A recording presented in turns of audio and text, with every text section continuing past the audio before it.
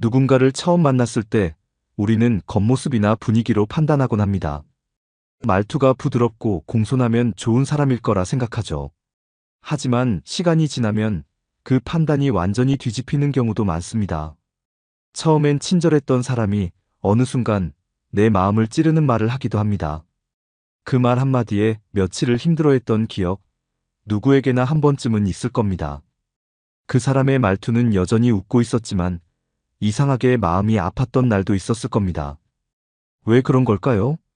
말이란 건 단순한 소리처럼 들리지만 사실은 그 사람의 내면이 담긴 신호입니다. 표정은 꾸밀 수 있어도 말버릇은 쉽게 바뀌지 않습니다.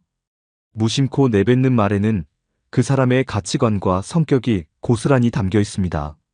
심리학에서는 이것을 언어적 무의식이라 부릅니다. 생각하지 않고 튀어나오는 말이야말로 그 사람의 진짜 모습이라는 거죠. 우리는 그 사람을 몰랐던 게 아닙니다. 이미 그의 말 속에 다 나와 있었지만 그냥 흘려들었을 뿐입니다. 그래서 말투는 마음의 거울이라고도 불립니다.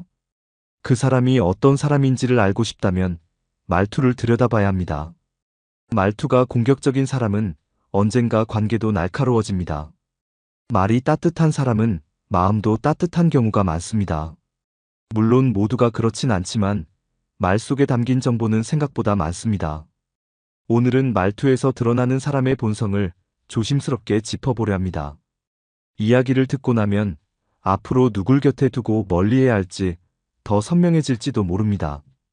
처음엔 위로처럼 들리지만 알고 보면 비교나 비난이 담긴 말들, 그 진짜 의도를 함께 살펴보겠습니다. 누군가에게는 아픔을 들추는 말이지만 누군가에게는 하루를 버티게 한 말도 있었을 겁니다. 좋은 말은 사람을 살립니다. 반대로 나쁜 말은 아무렇지 않게 마음을 무너뜨립니다. 오늘은 그 경계를 분명히 알아보는 시간이 될 겁니다. 내가 지금까지 어떤 말을 자주 해왔는지 스스로를 돌아보는 기회가 되었으면 합니다. 그리고 앞으로 어떤 말은 삼가야 하는지도 함께 짚어보겠습니다. 이 영상이 누군가에게는 작은 위로가 되었으면 합니다. 이제부터 말투에 숨어있는 6가지 본성에 대해 알아보겠습니다. 특히 마지막에는 그 사람의 속마음을 꺼내는 한 가지 질문이 있으니 끝까지 청취해주세요. 첫 번째, 나는 그냥 솔직한 사람이야 라는 말을 자주 하는 사람들이 있습니다. 처음엔 거짓 없는 말처럼 들려서 신뢰가 생기기도 하죠. 하지만 시간이 지나면 그 솔직함이 불편하게 느껴질 때가 있습니다. 옷이 왜 그래? 나이에 맞게 입어야지. 같은 말을 툭 내뱉습니다. 정말 솔직해서 한 말일 수도 있지만 듣는 사람은 상처받습니다. 이런 사람들은 자기가 공격한 줄도 모릅니다. 그저 나는 솔직했을 뿐이라고 말하죠. 하지만 솔직함이라는 말로 타인을 깎아내리는 건 공감 부족의 신호입니다. 심리학적으로 이런 말은 감정을 숨기지 못한 상태에서 나오는 언어적 공격입니다. 공격을 하면서도 본인은 죄책감을 느끼지 않는다는 특징이 있습니다. 솔직함은 미덕일 수 있지만 그 말이 누군가에게 상처가 된다면 그것은 무례입니다. 이런 사람들은 말의 힘을 자신을 위한 무기로 사용합니다. 상대의 감정을 배려하기보다 자신의 표현에만 집중합니다. 결국 그 말은 관계를 서서히 무너뜨리게 됩니다. 처음엔 괜찮은 사람 같았지만 어느 순간 멀리하게 되는 이유가 바로 여기에 있습니다. 나는 원래 이런 사람이야 같은 말은 자기중심적 성향을 보여주는 말버릇입니다. 진짜 솔직한 사람은 말의 결과까지 책임질 줄 아는 사람입니다. 말 한마디에 누군가는 밤잠을 설치기도 합니다. 말은 지나가지만 말이 남긴 감정은 오래 기억됩니다. 솔직한 척하지만 사실은 감정을 폭력적으로 표현하고 있는 건 아닌지 생각해봐야 합니다. 무심코 던진 말이 상대에게 얼마나 깊은 상처가 되는지는 본인은 모릅니다. 그래서 우리는 말하기 전에 멈춰야 합니다. 이 말이 상대에게 어떻게 들릴지 한 번쯤 생각하는 습관이 필요합니다. 공감 없는 솔직함은 자기만족일 뿐입니다. 그 말은 상대를 위한 것이 아니라 자신을 위한 표현이기 때문입니다. 말이란 건 타인의 마음에 닿기 위한 수단입니다. 상대를 배려하지 않는 말은 결국 관계를 망가뜨립니다. 그래서 말에는 따뜻함이 필요합니다. 말에 온도가 있고 그 온도는 상대에게 고스란히 전달됩니다. 말이 따뜻한 사람은 감정도 조절할 줄 아는 사람입니다. 솔직함이라는 이름으로 감정을 쏟아내는 건 어른의 언어가 아닙니다. 진짜 성숙한 사람은 말에 감정을 담되 그 감정이 상대를 해치지 않게 조절할 줄 압니다. 나는 그냥 솔직했을 뿐이야 라는 말은 사실 나는 그냥 막 말한 거야 와 다르지 않습니다. 이제는 그런 말 뒤에 숨은 공격성을 분명히 알아봐야 할 때입니다. 그 사람이 던지는 말이 솔직함인지 아니면 감정의 칼날인지 구분할 수 있어야 합니다. 누군가의 솔직한 말에 자꾸 마음이 다친다면 그건 대화가 아니라 감정의 투사입니다. 진짜 솔직한 사람은 상대를 아프게 하지 않습니다. 자신의 생각을 말하되 상대가 받아들일 수 있게 전합니다. 이해를 구하고 배려를 담아 말합니다. 그게 진짜 솔직함입니다. 그렇지 않다면 그건 감정을 포장한 말폭력일 뿐입니다. 이제는 솔직하다는 말만 듣고 그 사람을 믿지 않아야 합니다. 말의 방향이 상대에게 향했는지 나에게 향했는지를 구분해야 합니다. 감정을 숨기지 않는 것과 감정을 휘두르는 것은 전혀 다릅니다. 그 사람의 말이 자꾸 날 작아지게 만든다면 관계를 다시 생각해 봐야 합니다. 말은 곧 마음입니다. 말이 다정한 사람은 마음도 다정한 경우가 많습니다. 그렇기에 말버릇 하나도 소중히 살펴봐야 합니다. 다음 유형부터 이어서 계속 작성해 드리겠습니다. 필요하시면 바로 이어서 보여드릴게요. 계속 진행해도 괜찮을까요? 두 번째, 어떤 사람은 대화를 나누는 것보다 타인을 평가하는 데 익숙합니다. 누군가와의 대화가 시작되면 그 사람 이야기를 분석하듯 꺼내놓습니다. 쟤는 좀 별로야라는 말이 입버릇처럼 따라다닙니다. 처음엔 관찰력이 좋다고 느껴질 수도 있습니다. 하지만 곧 그 말이 다른 사람을 깎아내리기 위한 것임을 알아차리게 됩니다. 이런 말에는 실제 정보보다 감정이 더 많이 담겨 있습니다. 그 감정은 주로 불만, 비교심리, 열등감에서 비롯됩니다. 타인을 자주 평가하는 사람은 스스로를 긍정하지 못합니다. 그래서 남을 깎아내려야 자신이 올라간 듯한 착각을 합니다. 누군가를 헐뜯는 말은 결국 자기 내면의 불안을 드러냅니다. 자신은 절대 평가받고 싶어 하지 않지만 남은 쉽게 평가하려 합니다. 이중적인 기준을 가진 말투는 신뢰를 무너뜨립니다. 누군가의 단점을 너무 쉽게 말하는 사람은 관계에 경계가 없다는 뜻이기도 합니다. 비난을 쉽게 하는 사람 곁에서는 누구든 불편해집니다. 왜냐하면 언젠가 그 평가의 대상이 자신이 될 거라는 걸 알기 때문입니다. 평가가 일상이 된 사람은 인간관계도 피곤하게 만듭니다. 타인을 바라보는 시선이 따뜻하지 않고 날카롭습니다. 그 시선은 결국 스스로에게도 돌아갑니다. 남을 평가하는 사람은 자기 자신도 혹독하게 평가하는 경우가 많습니다. 그래서 늘 긴장하고 타인의 관심에 민감합니다. 이런 유형은 외로움을 잘 느끼고 인정받는 것에 집착하기도 합니다. 그래서 자꾸 누군가를 깎아내려야 마음이 편해집니다. 하지만 그 안에는 자신에 대한 불안과 낮은 자존감이 자리하고 있습니다. 비난은 자기 방어의 수단일 뿐입니다. 그 사람은 사실 타인보다 자기 자신에게 실망해 있는 경우가 많습니다. 이런 사람의 말은 판단보다 감정이 먼저입니다.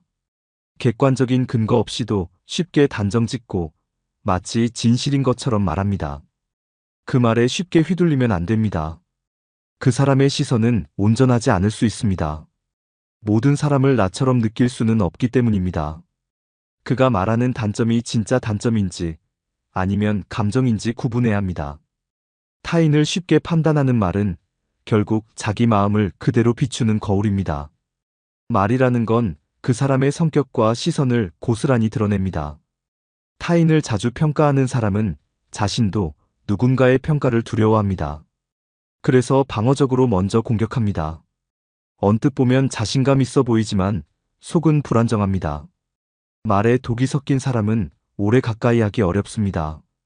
왜냐하면 그런 말은 듣는 사람의 자존감을 조금씩 깎아내리기 때문입니다.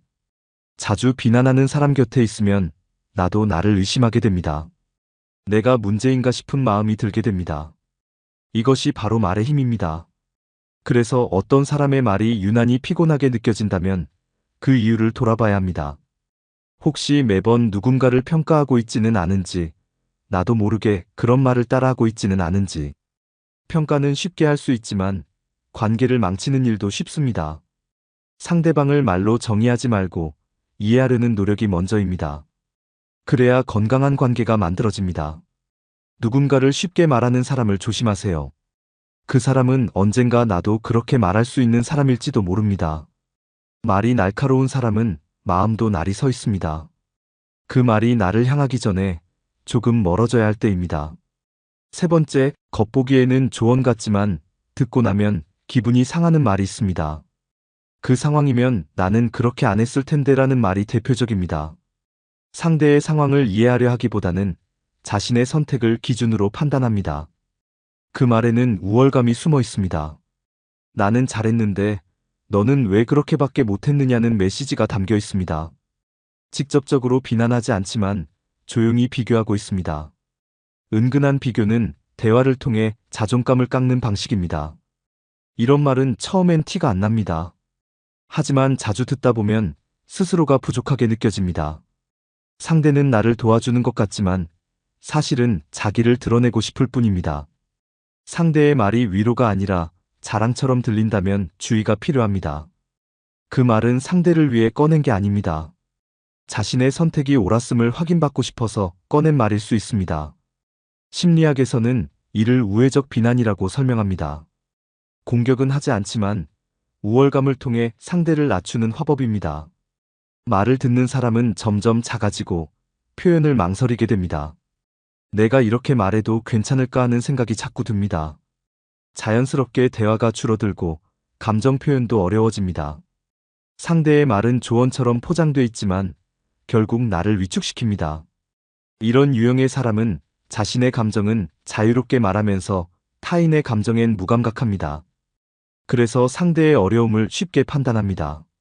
내가 했으니까 너도 할 수 있어 같은 말이 그 예입니다. 하지만 사람마다 상황도 다르고 감정도 다릅니다. 자기 기준을 상대에게 그대로 적용하면 이해가 아닌 판단이 됩니다. 비교는 관계를 어렵게 만듭니다. 나는 잘했으니 너도 잘했어야 한다는 말은 공감이 아닙니다. 공감이 없는 조언은 비난일 뿐입니다. 조언을 가장한 비교는 말보다 침묵이 낫습니다. 상대의 감정에 대한 배려 없이 던지는 말은 깊은 상처가 됩니다. 누군가의 실수나 고민 앞에서 자신을 먼저 말하는 사람은 상대를 이해할 준비가 되지 않은 사람입니다. 그 말은 듣는 사람에게 위로가 아니라 비교의 기준이 됩니다. 누군가의 말 때문에 내 감정이 작아진다면 그 관계를 돌아봐야 합니다. 좋은 대화는 말이 아니라 마음을 나누는 것입니다.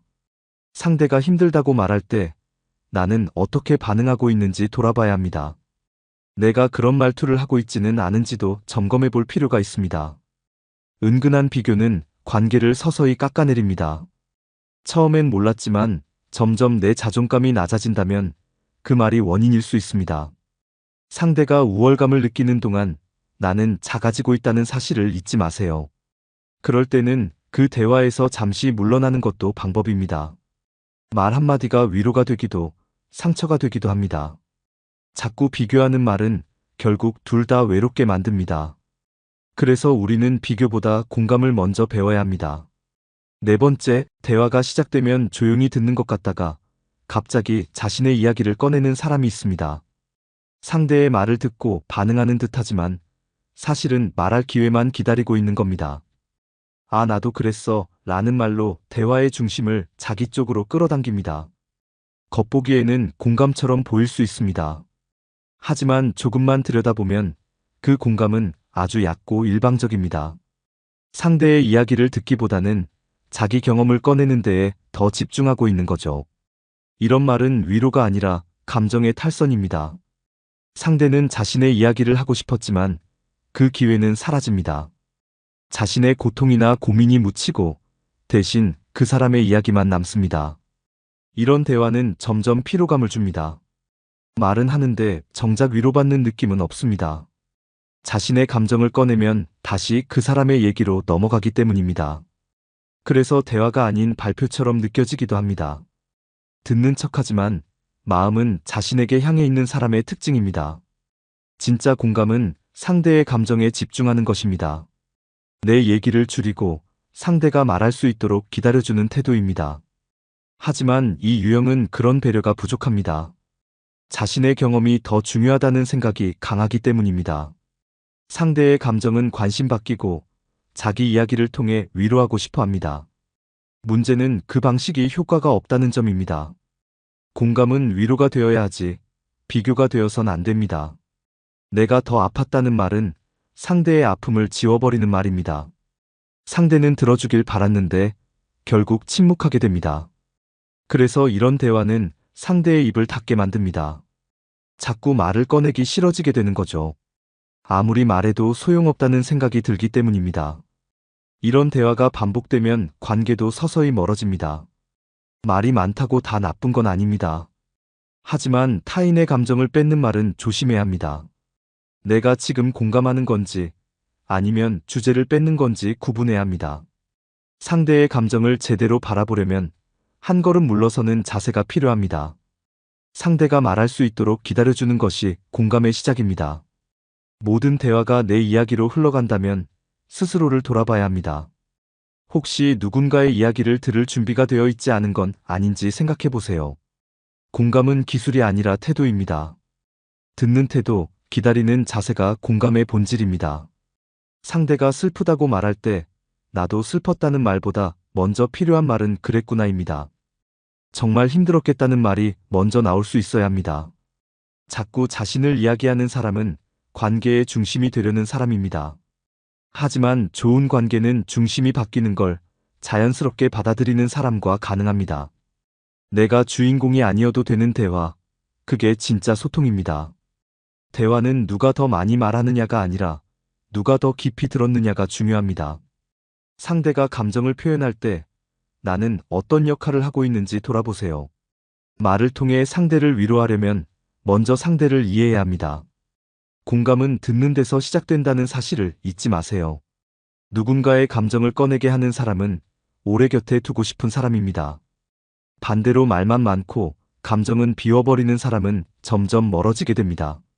내가 한 말이 위로였는지 침범이었는지 스스로 돌아보는 것이 중요합니다.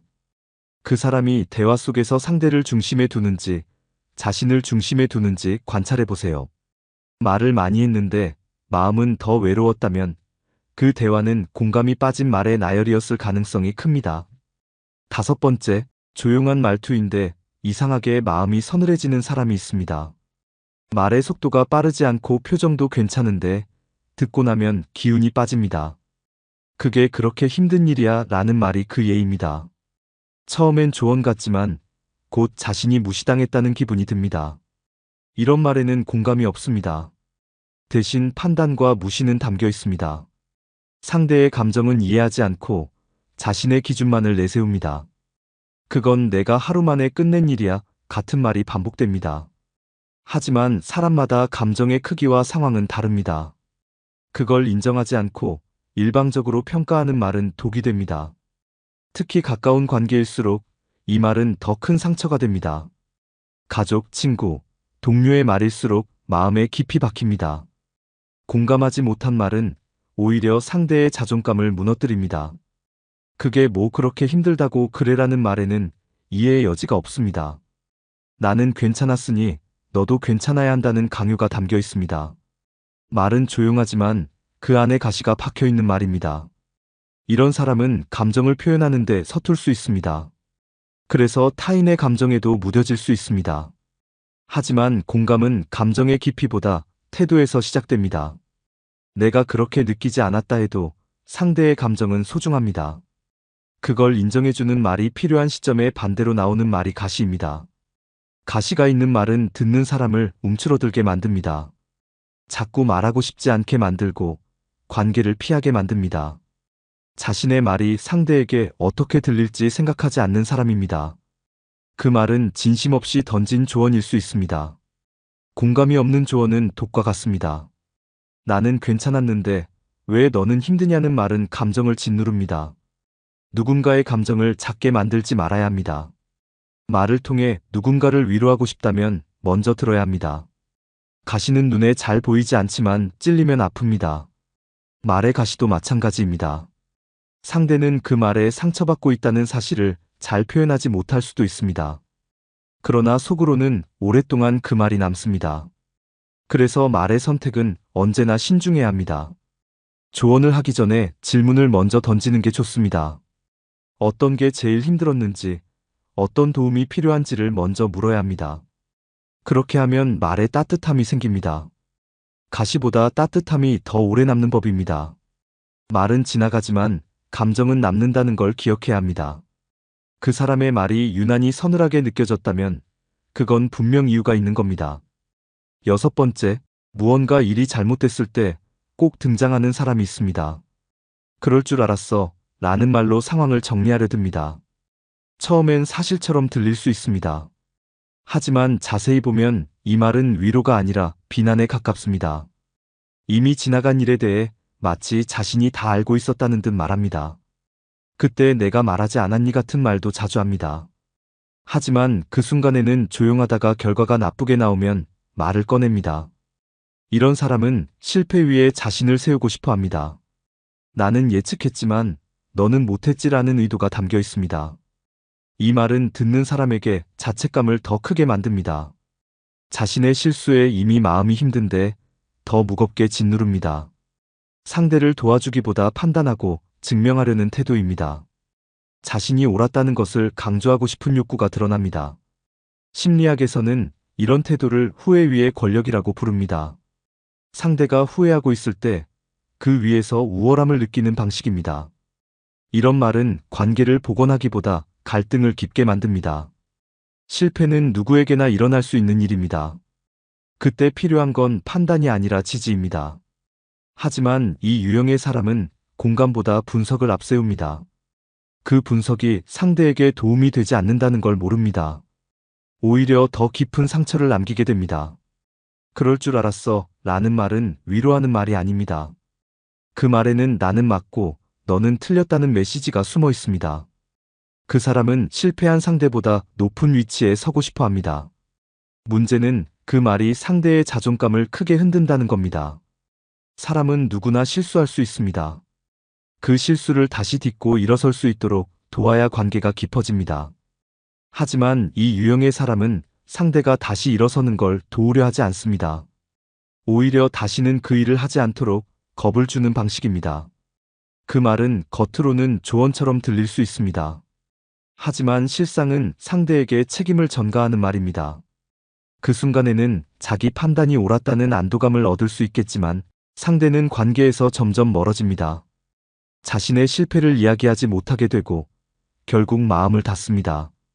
누군가가 넘어졌을 때 그럴 줄 알았다는 말보다 괜찮아 다시 하면 돼 라는 말이 더 큰 힘이 됩니다. 사람은 말 한마디에 용기를 얻기도 하고 무너지기도 합니다. 후회 위에 올라서는 말은 듣는 사람을 더 작게 만듭니다. 그 작아진 마음은 관계 속에서 점점 고립되게 만듭니다. 자신의 판단을 내세우는 것보다 상대의 감정을 먼저 살피는 것이 더 중요합니다. 말이란 건 결국 관계의 도구입니다. 위로를 가장한 비난은 그 어떤 조언보다 위험합니다. 진짜 현명한 사람은 과거를 끄집어내지 않고 지금 무엇이 필요한지를 먼저 묻습니다. 그 말은 상대에게 다시 시작할 수 있다는 희망을 줍니다. 그래서 말의 힘은 방향에 따라 완전히 달라질 수 있습니다. 그 사람의 말이 나를 작아지게 만든다면 다시 한번 그 관계를 생각해 보는 게 좋습니다. 후회는 충분히 아픈 감정입니다. 그 감정을 더 아프게 만드는 말은 조심해야 합니다. 그럴 줄 알았다는 말은 절대 위로가 될 수 없습니다. 오히려 그 말 때문에 더 큰 후회를 만들게 됩니다. 마지막으로 어떤 사람의 진심이 궁금할 때 단 하나의 질문을 던져보세요. 그래서 당신은 어떻게 생각하세요? 라는 질문입니다. 이 질문은 겉으로는 아주 평범해 보입니다. 하지만 듣는 사람의 본심을 고스란히 드러냅니다. 다른 사람이 한 행동이나 말에 대해 이 질문을 던졌을 때 그 사람이 어떻게 반응하느냐에 따라 성향이 보입니다. 그 사람은 좀 이상하더라고요 라는 말은 판단이 먼저인 사람입니다. 그 사람도 사정이 있었겠죠 라는 말은 공감이 있는 사람입니다. 뭐 그냥 그런가 보죠 라는 말은 회피하거나 책임지기 싫어하는 태도입니다. 같은 상황에서도 이 질문에 대한 대답은 모두 다릅니다.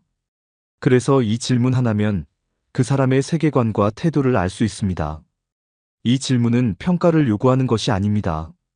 그 사람이 어떤 시선으로 세상을 바라보는지를 보는 질문입니다. 남을 쉽게 단정짓는 사람은 이 질문 앞에서도 비슷한 태도를 보입니다. 상대의 상황을 상상하려는 사람은 조심스럽게 대답합니다. 무심코 던지는 듯한 말에도 성격이 다 담겨 있습니다. 대화를 나눌수록 그 사람의 말이 어떤 결을 갖고 있는지 느껴집니다. 그럴 때는 이 질문을 던져보는 것이 좋습니다. 어떤 이야기를 듣고 난 뒤 당신은 어떻게 생각하느냐고 묻는 것. 그 대답은 그 사람의 인격을 보여주는 거울이 됩니다. 말은 감출 수 있어도 생각은 감추기 어렵습니다. 특히 갑작스럽게 들어오는 질문에는 본능이 먼저 반응합니다. 그래서 본심이 드러나기 쉽습니다. 이 질문은 상황을 해석하는 방식이 드러나는 장치입니다. 누군가의 실수 앞에서 어떻게 말하는지를 보면 인격이 보입니다. 가벼운 비난을 던지는 사람은 깊은 공감을 하지 못하는 경우가 많습니다. 말 한마디로 사람의 내면이 다 보이진 않지만 방향은 충분히 알 수 있습니다. 이 질문을 습관처럼 던져보면 좋습니다. 특히 인간관계가 헷갈릴 때, 상대를 제대로 알고 싶을 때 유용합니다. 가볍게 물어보되 대답을 깊게 들어야 합니다. 말보다는 생각을 들으려고 해야 합니다. 어떤 사람이든 대답 속에는 그 사람의 태도가 녹아 있습니다. 누군가의 실수나 고민 앞에서 어떻게 말하는지를 보면 그 사람이 사람을 대하는 방식을 알 수 있습니다. 질문은 대화의 시작점일 뿐 아니라 사람을 이해하는 열쇠이기도 합니다. 그래서 당신은 어떻게 생각하세요라는 말은 가장 단순하지만 가장 깊이 있는 질문입니다. 이 질문 하나면 겉으로는 몰랐던 속마음까지도 보일 수 있습니다. 우리는 하루에도 수많은 말을 주고받습니다. 그 말 중에는 누군가를 살리는 말도 있고 누군가를 아프게 하는 말도 있습니다. 말은 쉽게 흘러가지만 감정은 깊이 남습니다. 누군가의 말 한마디 때문에 잠 못 이루던 날이 있었을 수도 있습니다. 반대로 누군가의 다정한 한마디로 다시 일어설 수 있었던 날도 있었을 겁니다. 말이란 그렇게 강한 힘을 갖고 있습니다. 오늘 살펴본 6가지 말버릇은 결코 가벼운 말이 아닙니다. 습관처럼 내뱉는 그 말 속에 그 사람의 삶이 들어 있습니다. 그 사람의 성격, 태도, 관계 맺는 방식이 담겨 있습니다. 그래서 우리는 듣는 말뿐 아니라 내가 하는 말도 돌아봐야 합니다. 혹시 나도 누군가에게 말로 상처를 주고 있진 않은지, 혹은 내 말이 누군가를 위로하고 있는지. 말은 나의 거울이기도 하지만 상대의 거울이 되기도 합니다. 말투는 인격이고 말버릇은 그 사람의 진심입니다. 지금까지 내가 자주 해온 말이 무엇인지 떠올려 보세요. 그 말이 누군가에게 어떻게 남았을지를 생각해 보는 것도 좋습니다. 앞으로는 말의 힘을 더 따뜻하게 써야 합니다. 누군가의 하루를 살리는 한마디는 크거나 거창하지 않습니다. 많이 힘드셨겠어요? 잘 버텨주셔서 고맙습니다. 그럴 수도 있죠. 이 짧은 말들이 누군가에게는 커다란 위로가 됩니다. 그리고 그 말은 여러분도 할 수 있습니다. 오늘 하루 내가 하는 말이 누군가의 마음에 따뜻하게 닿기를 바랍니다. 그리고 지금 이 순간에도 애쓰고 있는 당신에게 꼭 전하고 싶은 말이 있습니다. 당신은 충분히 잘해오고 있습니다. 그 어떤 말도 당신의 존재를 깎아내릴 수 없습니다. 이제는 나도 누군가에게 그런 말을 건네는 사람이 되었으면 합니다. 끝까지 함께 해주셔서 감사합니다. 당신의 말이 누군가에게 작은 힘이 되기를 바랍니다. 여러분, 가족이 갑자기 세상을 떠났을 때 슬픔에 빠진 그 순간에도 우리가 반드시 해야 할 일들이 있다는 것 알고 계셨나요? 마음은 무너져 내리는데 현실은 한시가 급합니다.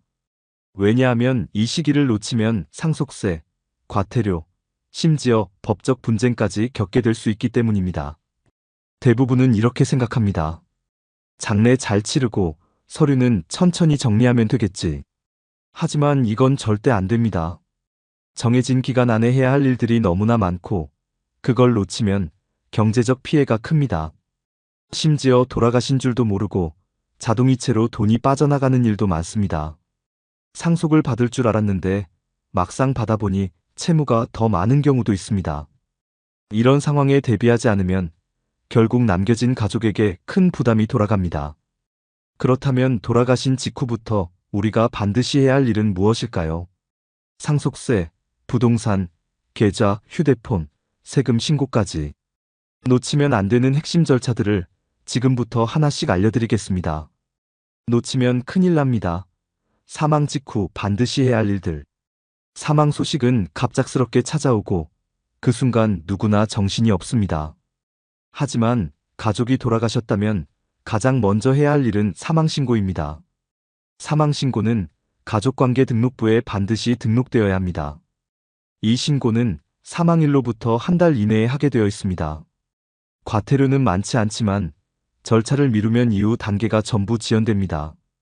사망신고가 되지 않으면 계좌 정지, 상속재산 확인, 모든 행정 절차가 멈춰버립니다. 그래서 아무리 슬퍼도 신고는 빠르게 해야 합니다. 다음은 사망진단서입니다.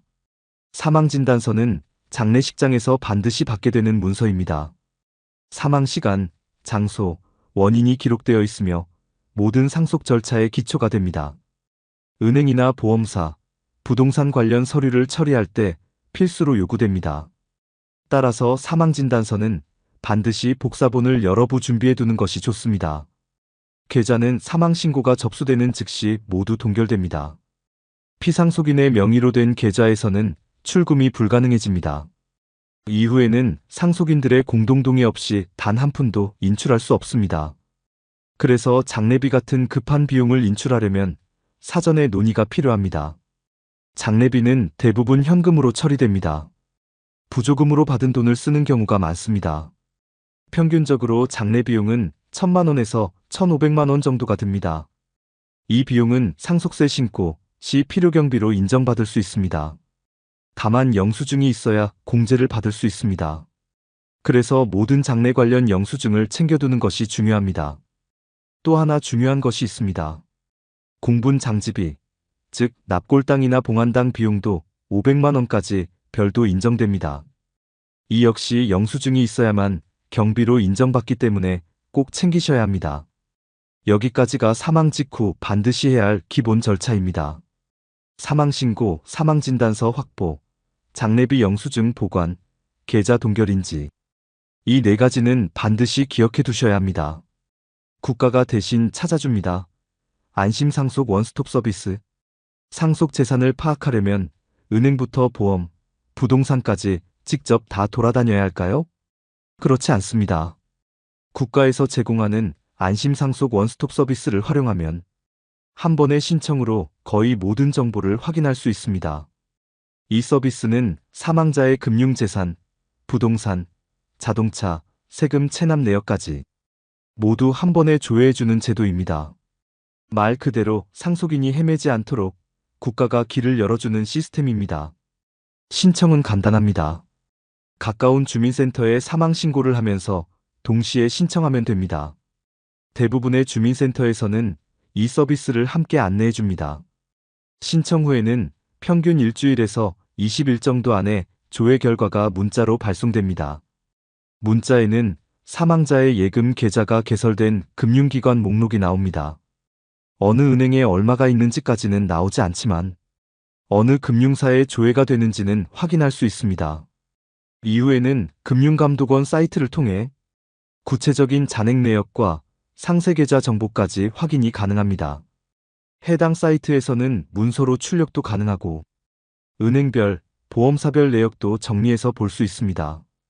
이 과정에서 생각지도 못한 재산이 발견되기도 합니다. 보험에 가입되어 있는 줄 몰랐던 계약이 발견되기도 하고 어디에 있는지도 몰랐던 부동산이 드러나기도 합니다.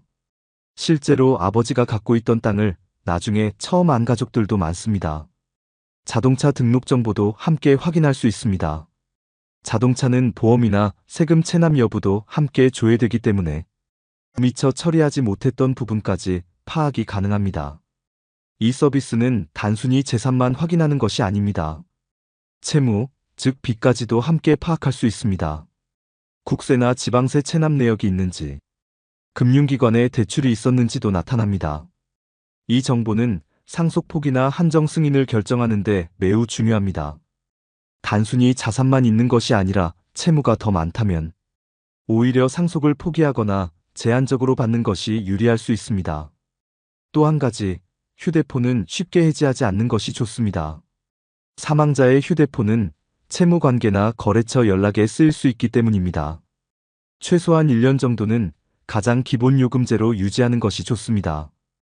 연락처를 통해 받을 돈이 남아있는 거래처나 갚아야 할 돈이 있는 채권자와의 소통이 필요할 수 있습니다. 그리고 고인의 지인 중 연락이 닿지 않았던 사람에게 부고를 알리는 역할도 할 수 있습니다. 휴대폰 속 사진이나 문자 기록도 나중에 필요한 자료가 될 수 있습니다. 감정적인 면뿐 아니라 실질적인 자료 확인 수단이기도 합니다. 정리하면 안심상속 원스톱 서비스는 재산과 채무를 한눈에 파악할 수 있는 매우 유용한 도구입니다. 이걸 통해 상속인이 움직여야 할 방향을 더 명확히 잡을 수 있습니다. 상속인의 가장 큰 실수, 계좌 내역 안 챙긴다. 많은 분들이 상속 재산이라 하면 그냥 부동산이나 통장에 있는 돈만 생각하십니다. 하지만 국세청은 상속세를 계산할 때 아주 다르게 접근합니다. 바로 피상속인의 과거 계좌 거래 내역을 들여다보는 겁니다. 가장 중요한 건 피상속인의 계좌 내역, 특히 최근 10년치입니다. 국세청은 20년 동안 어떤 돈이 오갔는지를 전부 확인합니다. 누구에게 어떤 명목으로 보냈는지, 주고받은 내역을 다 조사합니다. 특히 가족 간 거래는 더욱 민감하게 봅니다. 자녀에게 보낸 돈이 생활비인지, 증여인지 구분하려 합니다. 생활비처럼 보이지만 반복적으로 일정 금액이 이체됐다면 그걸 증여로 보고 세금을 물릴 수 있습니다. 문제는 대부분 이런 사실을 모르고 그냥 넘긴다는 겁니다. 그러다 상속세 신고할 때 뒤늦게 문제가 됩니다. 예를 들어 아버지가 아들 계좌로 수천만 원씩 몇 차례 이체한 기록이 있다면 국세청은 이걸 증여로 의심합니다. 증여세는 신고 없이 주고받으면 가산세가 붙고 나중에 추징 대상이 됩니다. 상속세와 더해져서 엄청난 세금이 부과될 수 있습니다. 그래서 상속세 신고를 위해 반드시 10년치 계좌 내역을 전부 확인해야 합니다. 주요 거래가 있었던 은행을 중심으로 자료를 요청하세요. 여기서 실수하는 경우가 있습니다. 과거에 사용하던 계좌는 지금은 해지되어 폐쇄돼 있을 수 있습니다. 하지만 폐쇄된 계좌 내역도 반드시 확인해야 합니다.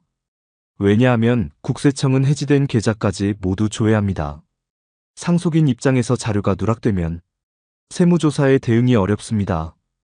그 다음으로는 상속인의 계좌 내역입니다. 국세청은 증여받은 자의 계좌도 함께 확인합니다. 특히 상속인 이외의 자, 예를 들어 사위, 며느리, 손주가 있다면 그들의 계좌 내역은 5년치를 요구하게 됩니다. 이 과정을 통해 국세청은 실제로 누구에게 얼마나 증여가 이루어졌는지를 파악합니다. 그리고 상속세에 증여세까지 더해 세금을 부과합니다. 실제로는 받은 적 없다고 해도 계좌에 입금된 내역이 있으면 그건 증여로 간주됩니다. 물론 생활비나 일시적 지원이라면 그 내용을 증명할 수 있어야 합니다. 예를 들어 차용증이 있다거나 갚은 기록이 있어야 합니다. 없다면 그대로 증여로 판단될 수 있습니다. 이럴 경우 세금은 물론 가산세까지 붙게 됩니다. 증여 후 10년 이내에 사망하면 증여했던 금액은 다시 상속재산으로 합산됩니다. 예를 들어 10년 안에 1억 원을 증여했고 돌아가신 시점의 재산이 10억 원이라면 총 11억 원을 상속세 기준으로 계산해야 합니다. 이미 냈던 증여세는 빼주지만 차액만큼 상속세가 추가로 발생합니다. 세율이 누진세이기 때문에 총액이 커질수록 부담도 함께 커집니다. 그래서 미리 준 돈도 결코 그냥 넘어가지 않습니다. 그 내역을 정확히 확인하고 세무사와 상의하는 것이 중요합니다. 정리하자면 피상속인 계좌 10년치, 상속인 계좌 5년치 모두 확인하고 정리하는 것이 필수입니다. 이제 다음 단계는 상속 포기와 한정 승인에 대한 전략입니다. 상속이라고 하면 무조건 재산을 받는 것만 생각하기 쉽습니다. 하지만 현실은 꼭 그렇지만은 않습니다. 피상속인이 남긴 게 재산만이 아니라 빚일 수도 있기 때문입니다. 이런 경우에 대비한 제도가 바로 상속 포기와 한정 승인입니다. 그런데 많은 분들이 이 두 가지를 혼동하거나 아예 존재 자체를 모르시는 경우도 많습니다. 먼저 상속 포기부터 설명드리겠습니다. 상속 포기는 말 그대로 나는 아무것도 받지 않겠다는 선언입니다. 재산도 빚도 모두 포기하는 것으로 법적으로 상속인이 아닌 상태가 됩니다. 포기를 하게 되면 그 사람은 상속 절차에서 완전히 빠지게 됩니다. 재산에 대한 권리도 없고 빚에 대한 책임도 없어집니다. 반대로 한정 승인은 다릅니다. 한정 승인은 상속인이 받은 재산 한도 내에서만 채무를 갚겠다는 의사를 밝히는 것입니다. 예를 들어 1억 원의 재산을 받았고 채무가 2억 원이면 1억 원까지만 책임지고 나머지는 면제받는 구조입니다. 이 제도를 잘 활용하면 불필요한 빚을 물려받는 일을 막을 수 있습니다. 하지만 여기서 주의할 점이 있습니다. 상속 포기와 한정 승인은 사망 사실을 안 날로부터 3개월 이내에만 가능합니다.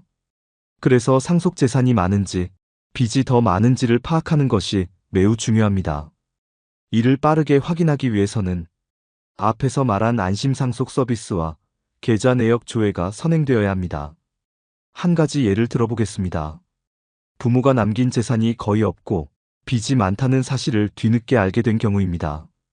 이때 상속 포기를 하지 않으면 상속인이 대신 갚아야 할 수도 있습니다. 또 하나의 문제는 상속인이 많을 때입니다. 자녀가 3명이고 그중 2명은 상속을 포기했는데 1명이 한정 승인을 했다고 해보겠습니다. 이 경우에는 그 한정 승인을 한 1명이 모든 재산과 빚을 정리하게 됩니다. 그리고 나머지 포기한 사람들은 그 절차에 다시 끼어들 수 없습니다. 그래서 상속인은 서로 상의하여 누가 한정 승인을 하고 누가 포기할지를 정리해야 합니다. 실제로는 가족 간 다툼 때문에 모두 상속 포기를 해버리는 경우도 있습니다. 이렇게 되면 상속권은 아래 세대로 넘어가게 됩니다. 자녀들이 포기하면 손주에게 넘어가고 손주도 포기하면 형제자매로 넘어갑니다. 이렇게 되면 가족 전체가 끝도 없는 상속 포기 행렬에 들어가게 됩니다.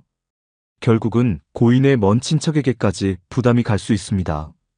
따라서 가장 심플한 전략은 상속인이 2명이라면 1명은 한정 승인, 나머지는 상속 포기하는 방식입니다.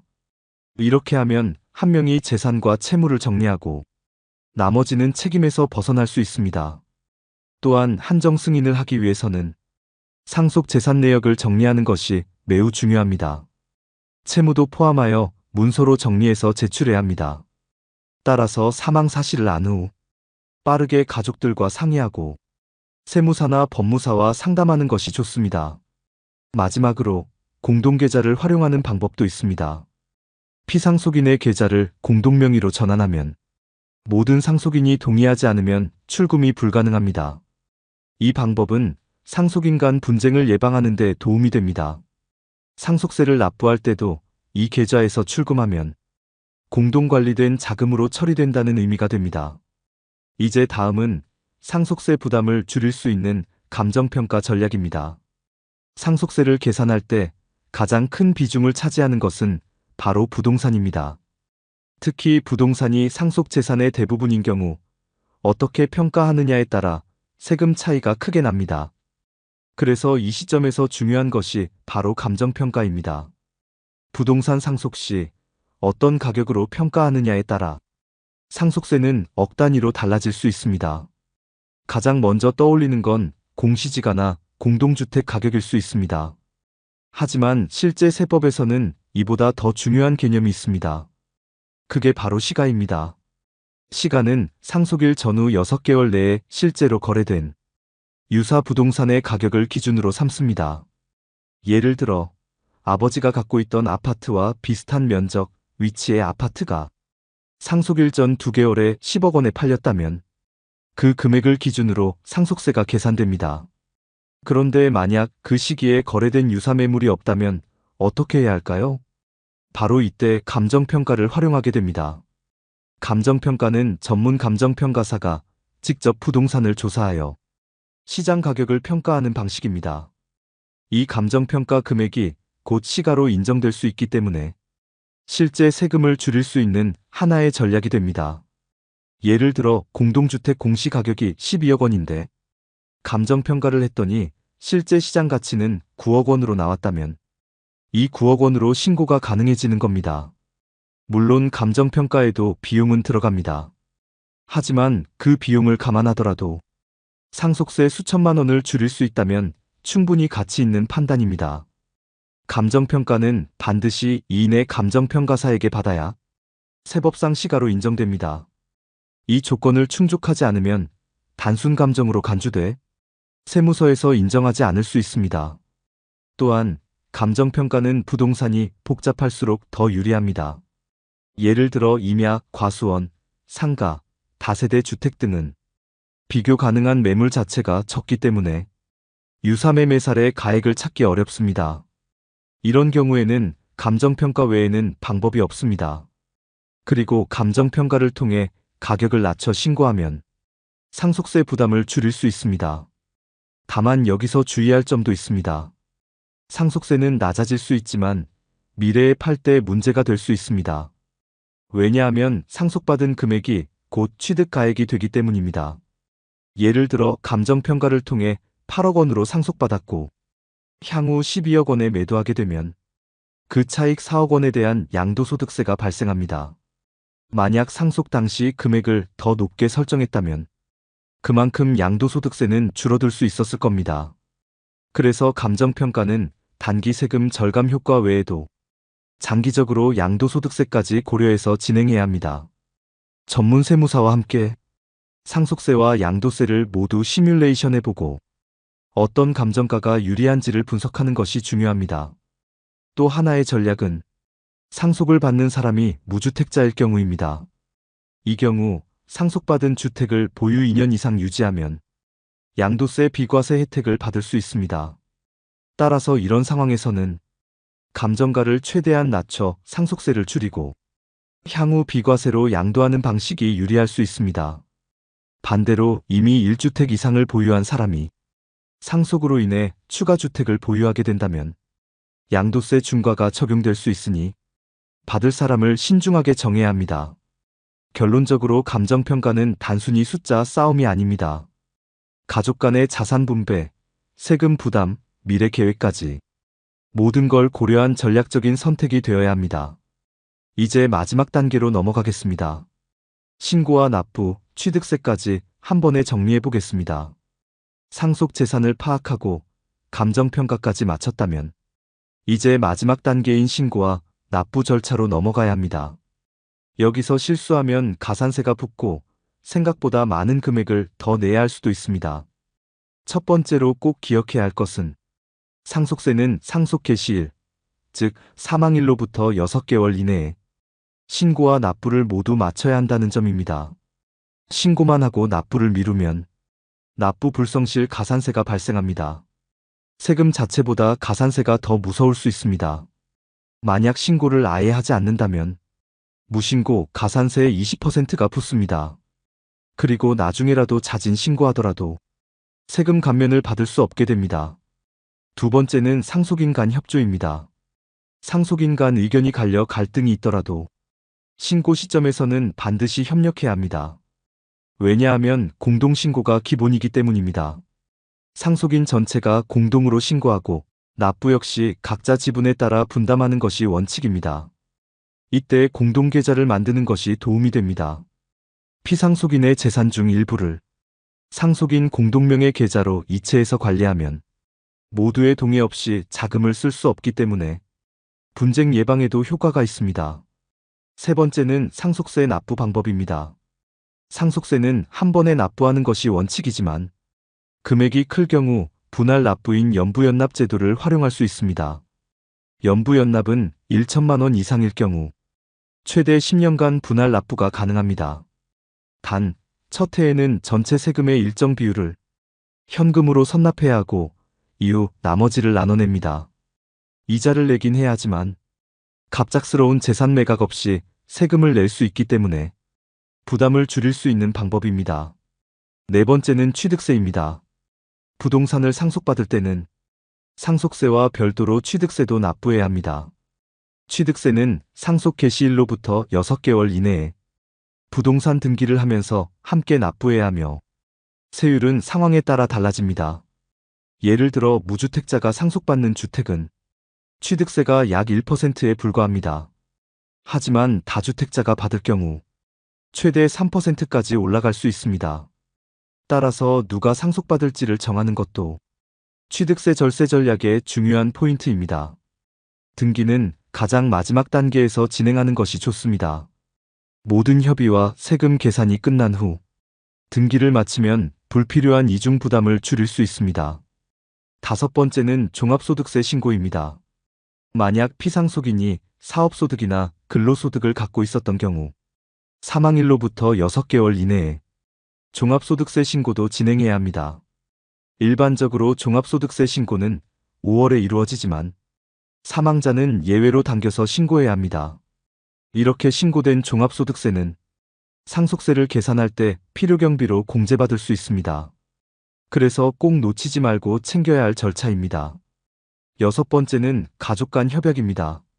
상속세를 줄이기 위해 가족끼리 명확한 합의를 해두는 것이 중요합니다. 예를 들어 어떤 자산을 누가 가져갈 것인지, 세금은 누가 부담할 것인지 미리 서면으로 정리해두는 것이 좋습니다. 이후에 불필요한 분쟁을 막을 수 있고 세무당국에 제출할 자료로도 활용이 가능합니다. 마지막으로 전문가의 조력이 필요합니다. 상속세는 단순한 세금 문제가 아닙니다. 가족관계, 감정, 돈이 얽힌 민감한 사안입니다. 전문 세무사나 법무사의 도움을 받으면 더 정확하고 안정적인 절세 전략을 세울 수 있습니다.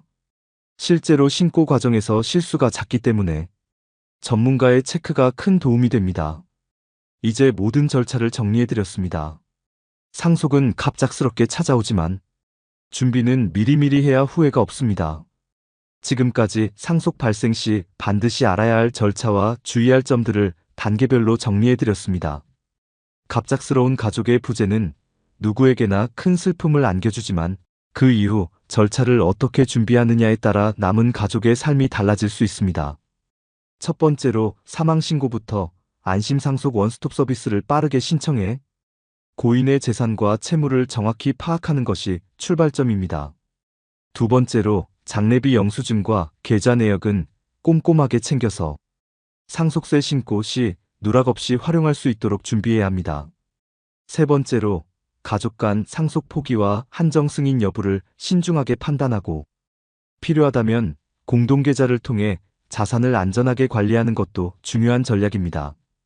네 번째로 부동산 상속이 많을 경우 감정평가를 활용해 현재뿐 아니라 미래 양도세까지 고려한 종합적인 전략을 세우는 것이 좋습니다. 마지막으로 모든 절차는 6개월 이내에 마무리해야 한다는 점. 상속세, 취득세, 종합소득세 모두 기한을 넘기면 불이익이 발생할 수 있으니 시간 관리는 무엇보다 중요합니다. 지금 이 영상을 보고 계신 분 중에도 혹시 상속세나 절차에 대해 막막함을 느끼는 분이 있으실 겁니다. 하지만 하나씩 준비한다면 생각보다 어려운 일이 아닙니다. 중요한 건 몰라서 생기는 손해를 방지하는 것이고 미리 알고 대비하는 것이 가장 큰 절세 전략이라는 사실입니다. 오늘 영상이 도움이 되셨다면 주변 분들에게도 꼭 공유해 주세요. 특히 부모님 세대와 자녀 세대가 함께 보시면 더 많은 준비와 대화가 가능할 겁니다. 그리고 영상 내용 중에 가장 공감되거나 혹시 이미 실천하고 계신 부분이 있다면 댓글로도 함께 이야기 나눠주세요. 좋아요와 구독도 함께 눌러주시면 앞으로 더 유익한 콘텐츠로 인사드릴 수 있습니다. 감사합니다. 부모님이 자식에게 용돈을 주는 일, 너무 흔한 일입니다. 자식이 결혼할 때 전세자금 조금 보태주는 것도 마찬가지입니다. 형제끼리 돈을 빌려주고 갚는 일도 그렇게 이상하지 않습니다. 가족 간에는 계산 없이 도와주는 게 당연하다고 생각하기 때문입니다. 그런데 지금은 상황이 달라졌습니다. 국세청이 가족 간 계좌이체까지 하나하나 들여다보고 있기 때문입니다. 그냥 생활비로 보낸 돈이 증여로 바뀌고 작은 도움 하나가 세무조사로 이어지기도 합니다. 심지어 세무 공무원들이 추징 세금의 일부를 포상금으로 받는 제도까지 생겼습니다. 앞으로는 공무원들 입장에서도 실적이 되는 셈입니다. 그래서 세무조사가 더 타이트하고 엄격하게 이루어질 수밖에 없습니다. 특히 현금 거래나 계좌이체처럼 기록이 남는 돈 거래는 피할 수가 없습니다. 그리고 이 모든 조사의 출발점이 바로 금액입니다.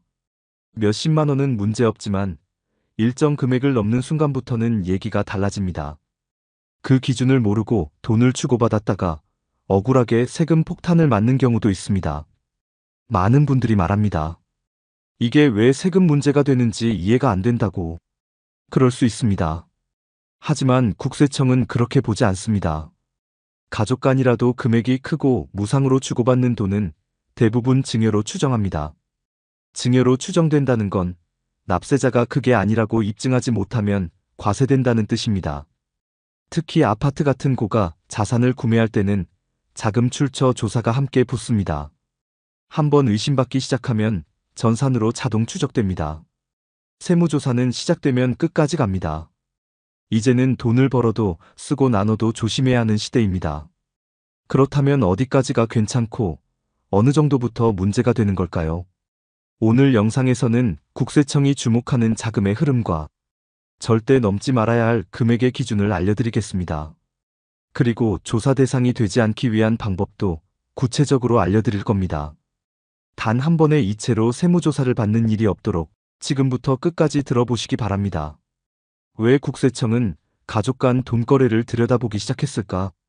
국세청이 가족 간 돈거래까지 관심을 가지기 시작한 이유는 명확합니다. 최근 몇 년간 국가의 세수가 크게 줄어들었습니다. 구체적으로는 2년 동안 약 90조 원 규모의 세금이 부족했습니다. 그만큼 나라 살림이 빠듯해졌다는 뜻입니다. 이렇게 세금이 부족해지면 국세청은 세무조사를 강화하게 됩니다. 원래는 기업이나 고소득자 중심으로 조사하던 것을 이제는 일반 국민의 생활 속 거래까지 확대하고 있습니다. 그 중에서도 가장 손쉽게 세금을 거둘 수 있는 분야가 바로 증여세입니다. 누군가에게 돈을 무상으로 주면 그게 증여가 되기 때문입니다. 국세청은 가족 간 자금 이동이 많다는 사실을 이미 알고 있습니다. 특히 자식에게 아파트 전세금이나 결혼자금을 지원하는 경우가 많습니다. 이런 지원이 대부분 증여 신고 없이 이루어지고 있다는 점도 파악하고 있습니다. 그리고 문제는 이걸 들여다보기 시작하면 너무 많은 케이스가 잡힌다는 점입니다. 그래서 국세청은 시스템을 바꾸었습니다. 이제는 사람이 수작업으로 찾지 않습니다. 전산상으로 소득 대비 재산 취득이 과도하면 자동으로 뜨게 됩니다. 이를 자금 출처 부족이라고 부릅니다.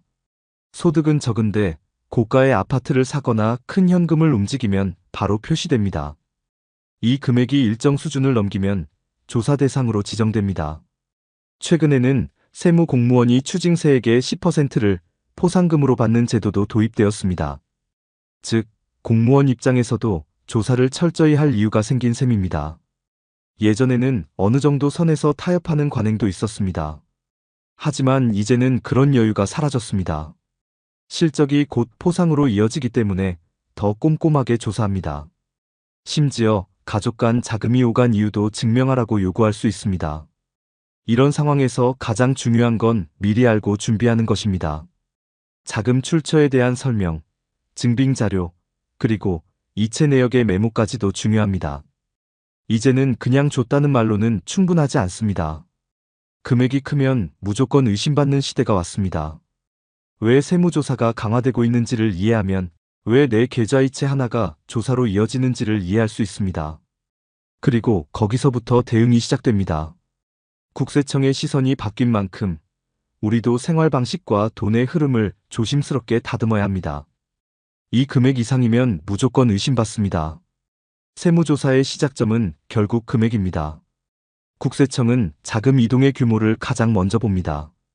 그 중에서도 가족 간 계좌이체나 현금 거래가 많으면 바로 의심 대상이 됩니다. 여기서 중요한 기준이 있습니다.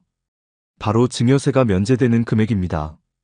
부모가 자녀에게 줄 수 있는 증여 면제 한도는 10년 기준으로 5천만 원입니다. 미성년 자녀는 2천만 원까지입니다. 이 금액을 넘어서면 반드시 증여세를 신고해야 합니다. 신고하지 않고 돈만 넘기면 언젠가는 과세 통보를 받게 됩니다. 국세청은 소득신고 자료와 금융거래 데이터를 매칭시킵니다. 예를 들어 자녀의 소득이 누적해서 3억인데 15억짜리 아파트를 샀다면 문제가 생깁니다. 남은 12억은 어디서 났는지를 설명해야 합니다. 이걸 설명하지 못하면 자금 출처 조사로 이어지고 결과적으로 증여세가 나올 수 있습니다. 또 하나 주의할 점은 단순 계좌이체도 증여로 간주된다는 점입니다. 용돈이라고 생각하고 부모가 자녀에게 1년에 1천만 원씩 보냈다면 10년 누적 금액이 1억이 넘어갈 수도 있습니다. 이럴 경우 추후 문제가 생기면 전 기간을 거슬러 증여세를 추징당할 수 있습니다. 또 증여세는 가산세가 붙기 때문에 세금 부담이 훨씬 커집니다. 증여세 가산세는 무신고 시 최대 40%까지 붙을 수 있습니다. 처음에는 단순한 가족 간 도움일 수 있지만 금액이 커지면 그 자체로 세법상 증여가 됩니다. 현금뿐 아니라 차량, 부동산, 예금 계좌도 모두 포함됩니다. 심지어 부모가 자녀 대신 학자금 대출을 갚아준 것도 증여로 간주될 수 있습니다. 일상적인 지원이라고 생각했던 많은 행위들이 세법상 증여에 해당될 수 있습니다. 그래서 국세청은 일정 금액 이상이면 무조건 증여로 추정합니다. 추정이라는 말은 납세자가 아니라고 증명하지 않으면 그대로 과세하겠다는 뜻입니다. 억울하더라도 입증 자료가 없으면 말이 통하지 않습니다. 가장 좋은 방법은 금액을 분산하고 상황에 따라 증여 신고를 병행하는 것입니다. 또한 자금 이체 시에는 계좌 메모를 반드시 남겨야 합니다. 예를 들어 생활비 또는 학자금, 병원비 등 구체적인 내용을 적는 것이 좋습니다. 그렇게 하면 나중에 기억이 안 나더라도 이체 목적을 추정할 수 있습니다. 국세청이 가장 먼저 보는 것은 자금의 흐름이고 그 흐름에서 가장 민감한 부분이 바로 고액 이체입니다. 금액 기준을 넘기는 순간 조사의 가능성이 급격히 높아집니다. 자녀가 무직이거나 사회초년생인 경우에는 더 민감하게 작용합니다. 소득이 없는데 큰 돈을 움직이면 의심받을 수밖에 없습니다. 그래서 가족 간에라도 금액이 크면 반드시 신고 여부를 고민해야 합니다. 가끔은 증여세보다 차용 방식이 더 나은 선택일 수도 있습니다. 어떻게 전달하느냐, 어떤 방식으로 남기느냐에 따라 결과가 완전히 달라집니다. 국세청은 시스템으로 데이터를 추적하기 때문에 절대 무시하면 안 됩니다. 누구에게도 예외는 없습니다. 한번 포착되면 전 계좌와 사용 내역이 모두 분석됩니다. 한 사람의 문제가 아니라 가족 전체의 문제가 될 수도 있습니다. 그래서 금액 기준을 알고 그 선을 넘기지 않도록 주의하는 것이 가장 중요합니다.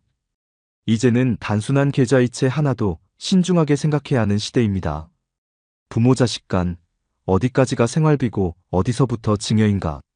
많은 분들이 묻습니다. 자식에게 생활비 주는 것도 세금 대상이 되나요? 결론부터 말하자면 경우에 따라 다릅니다. 생활비는 원칙적으로 증여세 과세 대상이 아닙니다. 부모가 자녀에게 부양 목적의 생활비를 지원하는 것은 법적으로 허용됩니다. 하지만 문제는 금액과 상황입니다.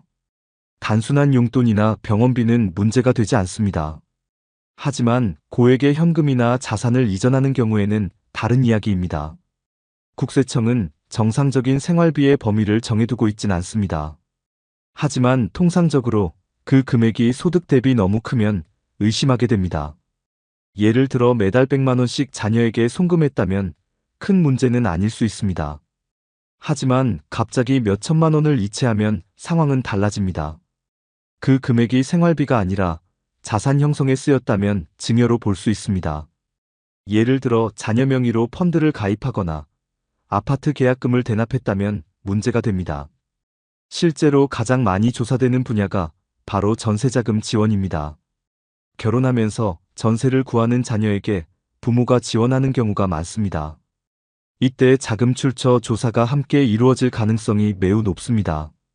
자녀가 신혼집을 구하는데 부모가 2억 이상을 송금했다면 반드시 신고 여부를 따져봐야 합니다. 신고 없이 자금을 이체했다가 나중에 문제가 생기면 소명하기 어렵습니다. 또 자녀가 미성년자인 경우에는 기준이 더 엄격하게 적용됩니다. 미성년자에 대한 비과세 증여 한도는 10년에 2천만 원입니다. 이 금액을 넘는 순간부터는 증여세가 발생할 수 있습니다. 성년 자녀는 10년에 5천만 원까지 가능합니다. 하지만 이마저도 단순 용돈이나 생활비로 보려면 사용 내역이 명확해야 합니다. 자녀의 생활에 필요한 비용, 교육비, 병원비 등은 비과세입니다. 특히 교육비는 중요한 포인트입니다. 유학비, 학원비, 등록금은 비과세 항목으로 인정됩니다. 이 점을 활용해서 고액을 지원하는 경우도 실제 많습니다. 하지만 이 역시 목적이 불분명하면 문제가 됩니다. 교육비라는 명목으로 큰 금액을 보냈지만 실제로는 다른 데 썼다면 증여로 간주됩니다. 또 정기적으로 큰 금액을 동일 계좌로 이체하면 생활비로 보기 어렵다는 시각도 있습니다. 예를 들어 매달 500만 원을 이체하고 그 돈으로 자녀가 차를 샀다면 그건 자산 취득입니다. 생활비가 아닌 자산 형성으로 해석되면 과세 대상이 됩니다.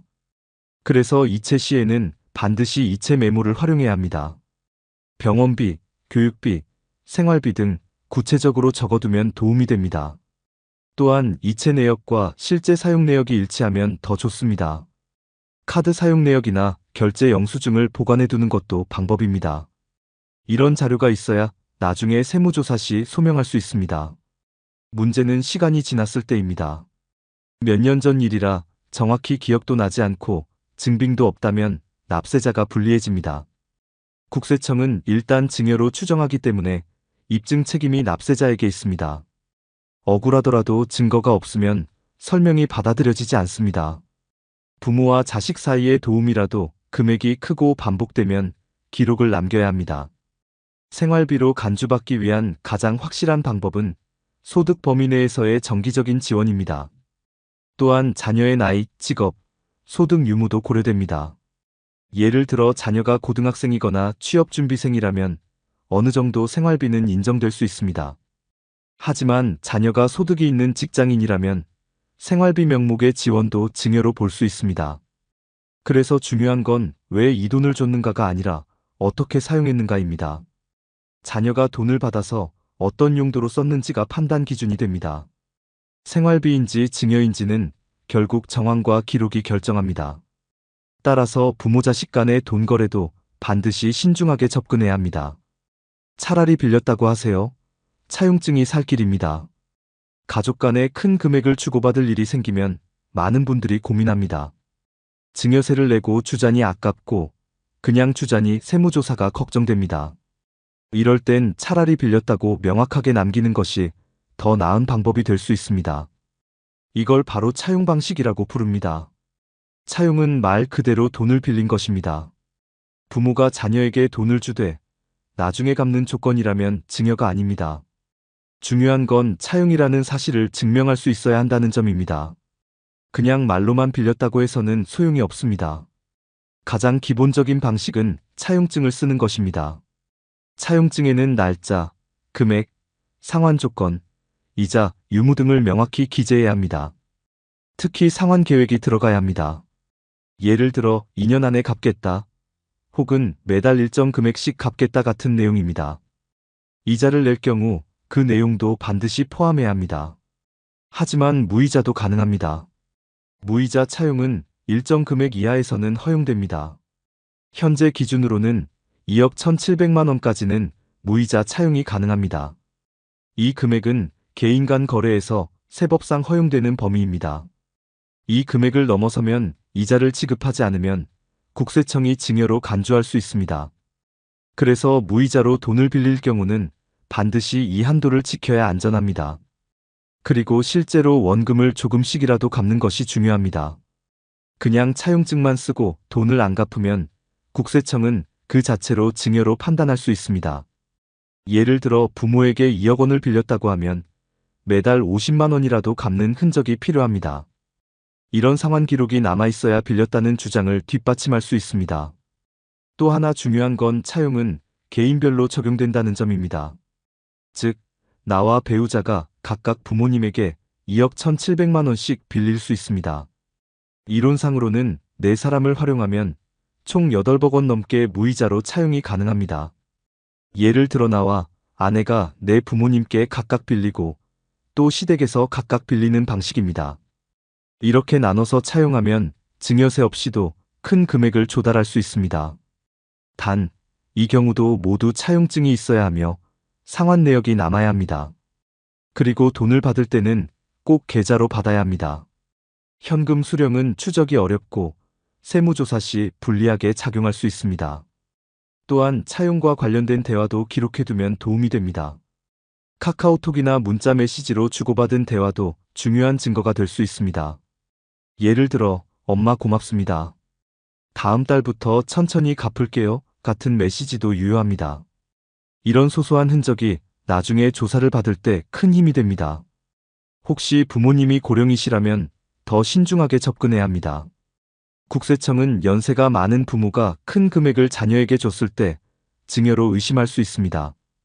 왜냐하면 상환 능력이 떨어진다고 보기 때문입니다. 그래서 나이 많은 부모에게는 이자 없이 갚겠다는 문구보다 소액이라도 실질적 상환이 중요합니다. 또한 차용 기간은 너무 길게 잡지 않는 것이 좋습니다. 보통 5년 이하로 설정하는 것이 현실적입니다. 금액이 크면 이자를 내는 것도 고려해 볼 수 있습니다. 하지만 이자를 낼 경우 부모님은 이자소득세를 부담하게 됩니다. 개인 간 거래에서 이자소득세율은 27.5%로 매우 높습니다. 이자 대신 원금 분할 상환 방식을 선택하는 것이 더 효율적입니다. 정기적인 상환만 있다면 무이자라도 충분히 차용으로 인정받을 수 있습니다. 결론적으로 큰 금액을 자녀에게 지원할 계획이라면 증여세를 내든지 차용증을 쓰든지 둘 중 하나는 반드시 선택해야 합니다. 그냥 줘버리면 나중에 돌이킬 수 없습니다. 차용이라는 형식을 갖추면 세금도 피하고 관계도 지킬 수 있습니다. 그리고 무엇보다 억울한 세무조사를 피할 수 있습니다. 현금으로 줘도 국세청은 다 알고 있습니다. 많은 사람들이 계좌로 주면 기록이 남을까봐 현금으로 돈을 주려고 합니다. 현금은 흔적이 없을 것 같다는 생각 때문입니다. 하지만 그 생각은 완전히 틀렸습니다. 지금은 현금을 주고받아도 국세청은 대부분 파악할 수 있습니다. 이유는 바로 고액 현금 거래보고 제도 때문입니다. 이 제도는 하루에 일정 금액 이상의 현금이 입출금되면 자동으로 국세청에 통보됩니다. 현재 기준으로는 하루에 1,000만 원 이상 현금을 입금하거나 출금하면 바로 보고됩니다. 이 보고는 은행이 금융정보분석원을 통해 국세청에 자동으로 전달하는 시스템입니다. 즉, 내가 몰래 현금으로 입금했다고 해도 국세청은 다 알고 있는 셈입니다. 이 현금 거래는 은행 창구에서 직접 하거나 ATM을 통해서 해도 적용됩니다. 게다가 이 보고 시스템은 하루 단위로 작동합니다. 그러다 보니 1,000만 원을 나눠서 여러 날에 걸쳐 입금하려는 분들도 생깁니다. 예를 들어 하루에 990만 원씩 입금하면 괜찮겠지 생각하는 거죠. 하지만 이 역시 안심할 수 없습니다. 은행에는 의심거래보고 제도라는 것이 따로 존재합니다. 이것은 금액이 기준에 못 미쳐도 이상하다고 판단되면 보고하는 제도입니다. 예를 들어 같은 사람이 2, 3일 간격으로 계속 고액 현금을 입금한다면 은행 직원이 의심할 수 있습니다. 그 경우 별도의 보고서가 만들어지고 국세청에 전달됩니다. 은행 직원이 보고를 하지 않으면 오히려 제재를 받기 때문에 보고를 더 철저히 하게 됩니다. 그래서 단순히 금액을 쪼개는 방식은 결코 안전하지 않습니다. 특히 가족 간의 현금 거래일 경우 금액과 관계없이 더 민감하게 볼 수 있습니다. 예를 들어 부모가 자녀에게 결혼자금 명목으로 현금을 줬다고 가정해봅니다. 이 돈이 은행 계좌에 입금되거나 부동산 취득에 사용된다면 추적이 가능합니다. 부동산은 국세청이 자금 출처를 확인할 때 가장 먼저 보는 분야입니다. 현금으로 집을 사거나 계약금을 낼 경우 그 자금의 출처가 자연스럽게 조사됩니다. 결국 현금이라고 해도 쓰는 순간부터 흔적이 남는 것입니다. 또 하나 중요한 사실은 국세청은 패턴을 분석합니다. 어떤 사람의 소득과 소비 내역, 금융 기록을 종합적으로 분석해서 이상 여부를 판단합니다. 예를 들어 소득이 3억인 사람이 15억짜리 아파트를 산다면 분명 문제가 됩니다. 그 부족한 자금이 어디서 났는지를 추적하게 되는 겁니다. 여기서 부모가 준 현금이 등장하면 증여로 볼 수밖에 없습니다. 그리고 증여세를 신고하지 않았다면 추징은 물론 가산세까지 붙습니다. 문제는 시간입니다. 세무조사는 당장 오지 않더라도 몇 년 뒤에 갑자기 통지가 올 수 있습니다. 국세청은 최대 10년까지 기록을 보관하고 조사할 수 있습니다. 그리고 세금은 소급해서 추징이 가능합니다. 따라서 지금 당장은 괜찮아 보여도 몇 년 후에 문제가 될 수 있습니다. 또한 가족 간의 거래라면 더욱 민감합니다. 국세청은 가족 간 현금 거래를 기본적으로 증여로 추정합니다. 이 말은 입증 책임이 납세자에게 있다는 뜻입니다. 즉, 내가 증여가 아니라고 주장하려면 스스로 증거를 내야 합니다. 현금 거래는 그 자체로 증거가 부족하다는 것이 문제입니다. 계좌 거래처럼 이체 내역이나 메모가 남지 않기 때문입니다. 그래서 억울해도 입증이 어렵습니다. 실제로 이런 문제로 세무서에 불려가는 사례가 늘고 있습니다. 이런 일들을 막기 위해서는 차라리 처음부터 증여 신고를 하거나 차용증을 작성하는 편이 낫습니다. 적은 금액이 아니라면 반드시 사전 준비가 필요합니다. 현금이라고 해서 국세청이 모를 거라고 생각하면 오산입니다. 현금이 오히려 더 의심받을 수 있다는 점을 꼭 기억하셔야 합니다. 세무조사나 추징세는 피할 수 있습니다. 방법은 간단합니다. 현금 거래를 하기 전에 어떤 용도인지, 어떤 방식으로 주고받을 것인지 명확히 해두는 것입니다. 그리고 그 내역을 남기는 것입니다. 안전하다고 생각한 현금도 결국엔 국세청의 눈을 피할 수 없습니다. 현명하게 대응하는 것이 가장 좋은 방법입니다. 가족끼리 주고받은 돈, 이건 괜찮습니다. 가족 간 자금 거래가 모두 세금 대상은 아닙니다. 국세청도 상식적인 거래까지 과세하진 않습니다. 중요한 건 그 돈의 성격과 사용 목적입니다. 생활비, 교육비, 병원비 등 실제 생활에 필요한 비용은 대부분 증여세 대상이 아닙니다. 예를 들어 부모가 자녀의 병원비를 대신 내준 경우, 이는 비과세 항목입니다. 자녀가 고등학생일 때 학원비나 등록금을 대신 내준 것도 증여로 보지 않습니다. 왜냐하면 부모로서의 부양 책임 안에서 이루어진 지출이기 때문입니다. 이처럼 생계를 위한 지원은 과세 대상이 아닙니다. 또한 일시적으로 생긴 어려움을 돕는 경우도 과세 대상이 아닐 수 있습니다. 예를 들어 갑자기 실직한 자녀에게 몇 달간 생활비를 지원하는 것은 문제되지 않습니다. 단, 이럴 때도 중요한 것은 금액과 횟수입니다. 한 번에 1,000만 원이 넘는 돈을 자주 보낸다면 의심의 여지가 생깁니다. 반대로 정기적이고 소액이라면 문제될 가능성이 거의 없습니다. 또 하나의 예외는 부부간의 자금 거래입니다. 배우자 사이의 계좌이체는 원칙적으로 증여세가 과세되지 않습니다. 왜냐하면 부부는 공동생활을 하는 관계로 인정되기 때문입니다. 생활비, 자녀 양육비, 교육비 등 모든 경제활동이 함께 이루어지기 때문입니다. 예를 들어 남편 월급에서 생활비로 1,000만 원을 아내에게 이체해도 문제가 없습니다. 또는 아내 통장에서 남편 보험료를 자동이체해도 과세되지 않습니다. 이런 건 대부분의 가정에서 흔히 있는 일이기 때문입니다. 그러나 단 하나, 부동산을 공동명의로 취득할 때는 조심해야 합니다. 특히 한 명만 소득이 있는 상황에서 공동명의로 고가 아파트를 구입하면 문제가 생깁니다. 왜냐하면 소득이 없는 배우자가 자기 돈으로 취득한 게 아니라면 증여로 간주될 수 있기 때문입니다. 이럴 때는 미리 자금 계획서를 세우고 일부는 증여 신고를 하는 것이 안전합니다.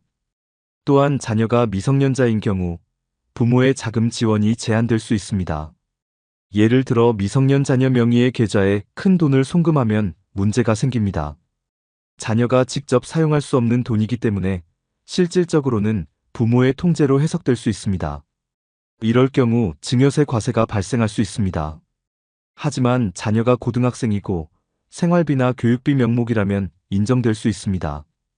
따라서 자녀에게 돈을 줄 때는 용도와 사용 시점, 금액을 고려해야 합니다.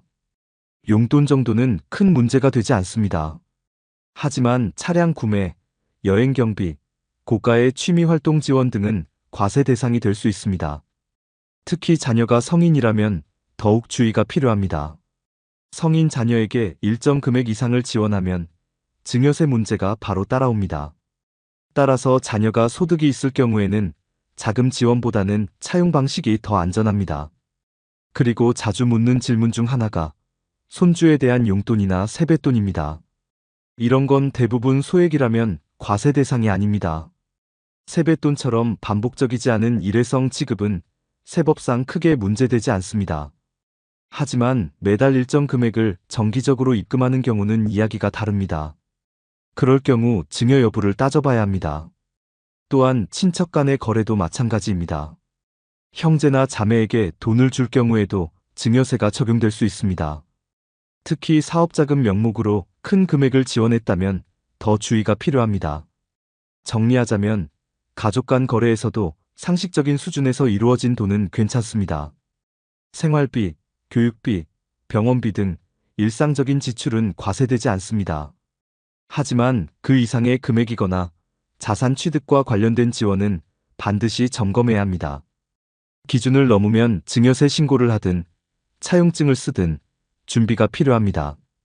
세금은 억울해도 피하기 어렵습니다. 처음부터 괜찮은 돈인지 아닌지를 따져보는 습관이 중요합니다. 오늘 이야기 어떠셨나요?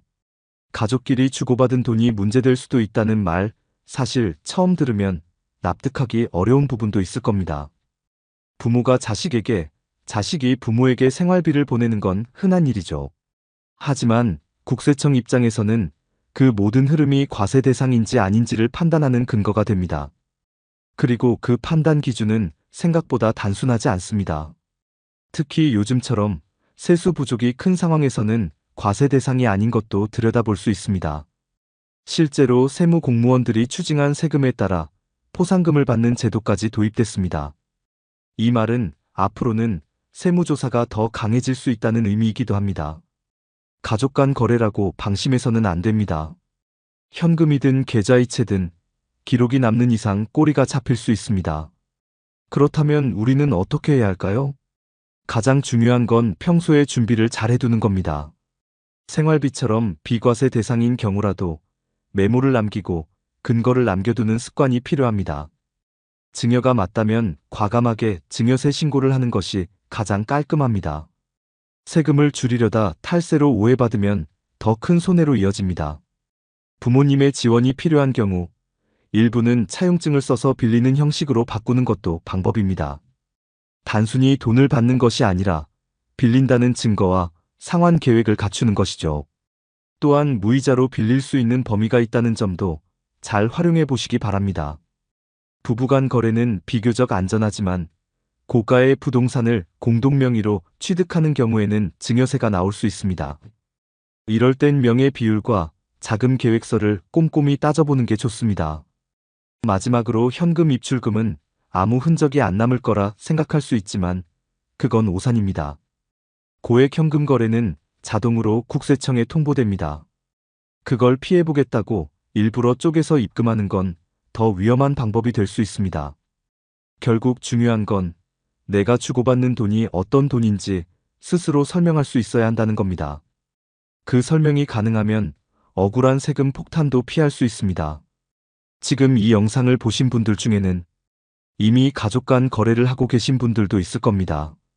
또는 앞으로 주택 자금이나 생활비 등 자금을 지원해야 할 상황이 생길 수도 있겠죠.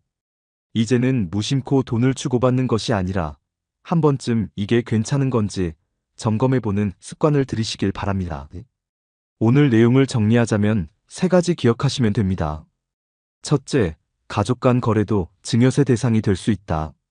둘째, 생활비와 교육비처럼 비과세 항목도 있지만 큰 금액은 반드시 기록을 남겨야 한다. 셋째, 증여가 맞으면 신고하고 빌리는 거라면 차용증과 상환 내역을 꼭 준비해야 한다. 그럼 여기서 시청자 여러분께 질문 하나 드리겠습니다. 혹시 가족 간에 큰 금액을 주고받은 적이 있으신가요? 또는 그 과정에서 세금 문제로 고민하신 적 있으신가요? 댓글로 여러분의 경험을 나눠주세요. 이 영상이 도움이 되셨다면 좋아요와 구독, 그리고 주변 분들과의 공유도 부탁드립니다. 여러분의 한 번의 클릭이 더 많은 분들에게 중요한 정보를 전할 수 있게 해줍니다. 앞으로도 실생활에 꼭 필요한 정보, 쉽게 이해할 수 있는 방식으로 전해드리겠습니다. 지금까지 시청해주셔서 감사합니다. 여러분의 자산이 안전하게 지켜지길 진심으로 응원합니다. 다음 영상에서 다시 뵙겠습니다.